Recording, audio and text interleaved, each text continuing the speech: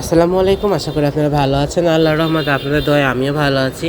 তো ঘুম থেকে উঠে ফ্রেশ হয়ে স্কুলের দিকে রওনা হলাম। বাসার সামনে থেকে আজকে অটো পেয়ে গেছিলাম। তো যাওয়ার সময় উঠে পড়লাম। তো যাওয়ার সময় দেখতে পারছেন আজকের সিনারিটা দেখতে অনেক ভালো লাগছে। তো বৃষ্টি হচ্ছে মাঝে, মাঝে। তো সবুজের পাতাগুলো দেখতে আরও বেশি ভালো লাগতেছে। কারণ বৃষ্টি হওয়ার পরে দেখতে অনেক ভালো লাগছে। তো স্কুল শেষ করে বাসার দিকে রওনা দিচ্ছি। আসলে এতটা গরম পড়েছে, খুবই খারাপ লাগতেছিল। তো ক্লাস শেষ করে বাসার দিকে এখন রওনা দিচ্ছি আর কি।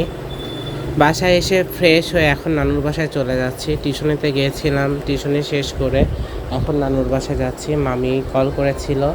তো মামির মা বাবা আসছে, মানে নতুন নানু আসছে, এই জন্য দেখা করতে যাব, মানে যাচ্ছি আর কি। যার পথে দেখেছি ছোটো নানিদের বাসায় সব ফার্নিচারগুলো রংচং করতেছিল, যেহেতু সামনেই ঈদ। তাছাড়া নানিদের আরও 2টা রুম এক্সট্রা করেছে, তো ঠিক করতেছিল। তো কথা বলতে বলতে চলে আসলাম নানির বাসায়। তো এসেই দেখি যে মেঘ প্রচুর লেগেছিল বাইরে, আপনারা দেখতেই পারছেন কি পরিমাণ মানে মেঘ লেগেছে। তো চারিদিক অন্ধকার হয়ে আসছিল। তো আমি বলছিলাম যে আজকে প্রচুর বৃষ্টি হবে। তো তারপরে সব রুমে এসে দেখি যে কেউই নাই, সবাই বাইরে বের হয়েছে, মানে গল্প কথা বলতেছে। এসে কাউকে পেলাম না, মনটা খারাপ হয়ে গেল। তো তারপর খুঁজতেছিলাম সবাইকে।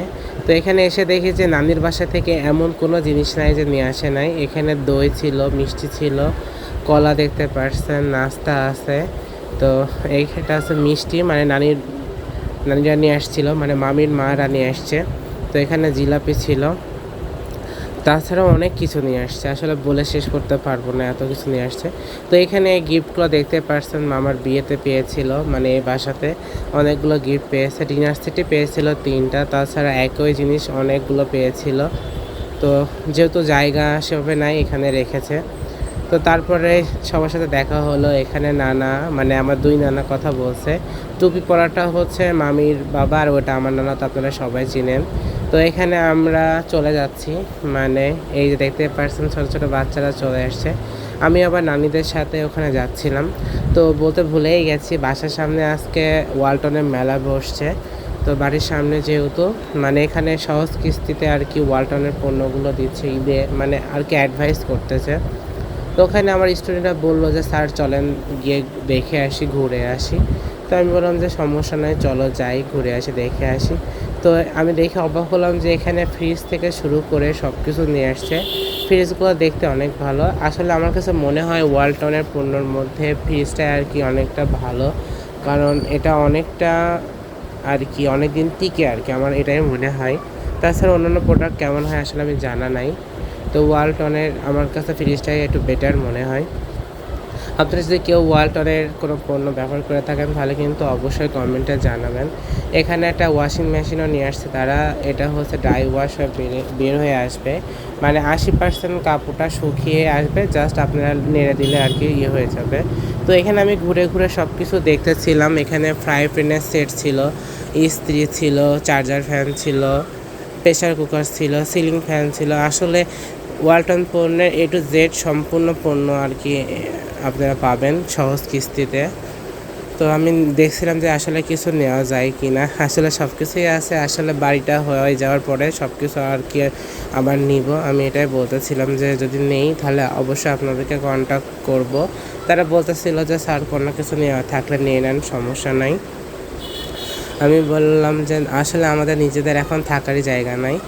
তো স্কুল থেকে ফেরার পথে এখানে গরু দেখতেছিলাম, আসলে এটা কুরবানির গরু, মানে আমাদের সমাজের যারা আর কি দিবে তাদের।